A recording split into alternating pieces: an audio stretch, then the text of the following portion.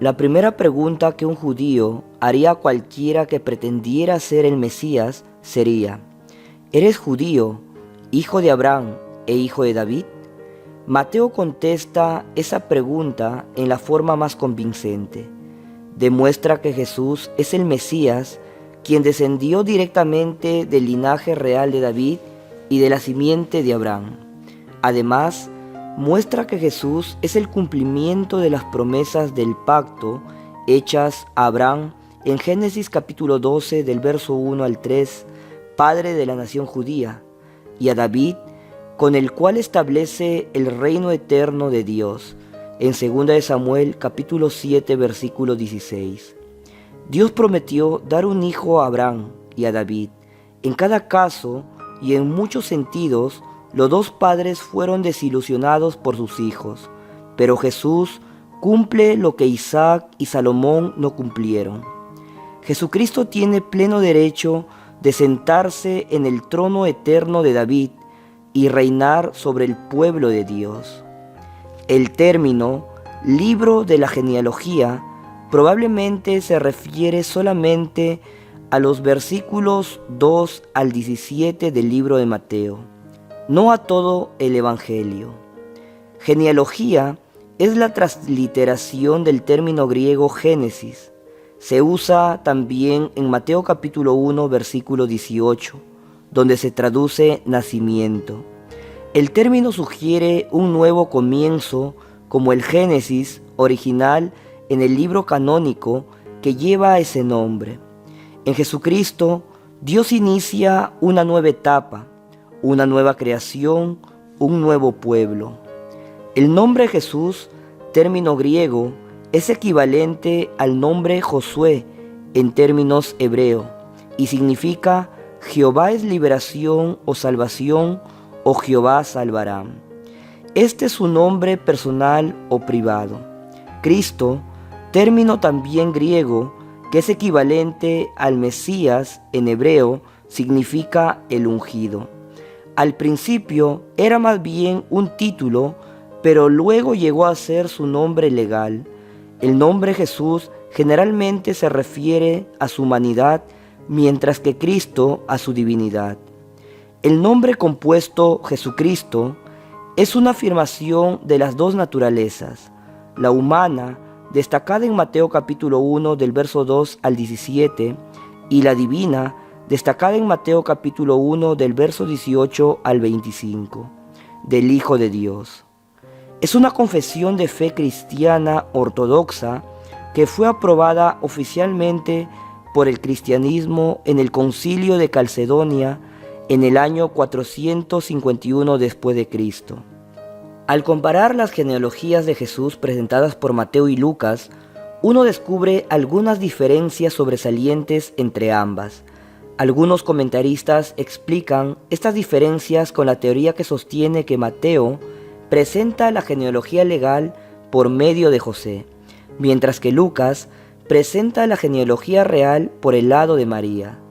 La mayoría de los padres antiguos y buena parte de los comentaristas actuales, sin embargo, sostienen la teoría de que tanto Mateo como Lucas trazan la descendencia de Jesús por José, el padre legal, y no por María. Mateo traza su genealogía desde Abraham hacia adelante hasta Jesús, por medio de David y Salomón, mientras que Lucas traza la suya desde Jesús hacia atrás hasta Adán, por medio de David y Natán. Mateo desea destacar la descendencia real por medio de la cual se cumplen las esperanzas de Israel. Lucas, por su lado, con su interés en presentar el Evangelio a toda la humanidad, comienza con el padre de todas las naciones, Adán. 3 divisiones de 14. Varios autores han señalado el valor simbólico del número 14, que posiblemente sea una referencia en código al rey David o a Jesús, el nuevo rey David. Por ejemplo, si se le asignara el número de orden correspondiente a cada letra del alfabeto, según la costumbre hebrea antigua, las letras del nombre David suman 14. Si es así, Hay 3 consonantes en el nombre David en hebreo y se repite 3 veces el número 14, su nombre en código. 14 no es el número exacto de las cabezas de las familias en cada división de la genealogía. Mateo incluye 27 nombres luego de David, pero Lucas 42. La omisión de algunos nombres para crear divisiones según un número favorito o simbólico era una práctica común entre los judíos.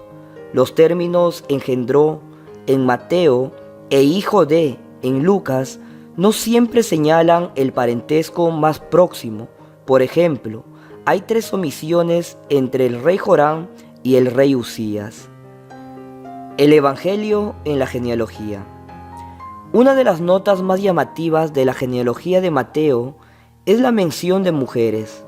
Normalmente las genealogías judías mencionaban solamente a hombres, cabezas de familias. Por un lado, Mateo omitió a algunos de los reyes importantes de Israel.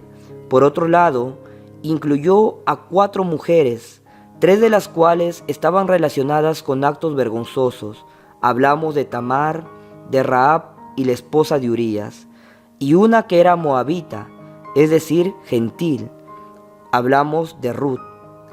Se preguntará, ¿por qué quiso Mateo incluir a estas mujeres en su genealogía?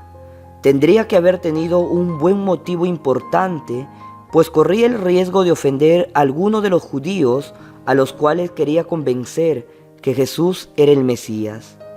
Había 3 posibles motivos de ofensa. Primero, violar la costumbre judía de incluir solamente a hombres. Segundo, incluir a mujeres de mala fama. Y tercero, incluir a mujeres paganas como a Rahab y Ruth. Persiste la pregunta, ¿por qué? Una razón sería la de subrayar la gracia y la misericordia de Dios que se extiende a los pecadores aún hasta las rameras. El ángel le dijo a María, y llamará su nombre Jesús, porque él salvará a su pueblo de sus pecados. En Mateo capítulo 1, verso 21. La inclusión de 2 gentiles, Rahab y Ruth, sirve para hacer resaltar la misión universal de Jesús, de salvar al mundo entero. Dar prominencia a 4 mujeres en la genealogía de Jesús sería también un anticipo de la nueva posición de respeto y participación que las mujeres ocuparían en el reino de Dios. Dios te bendiga.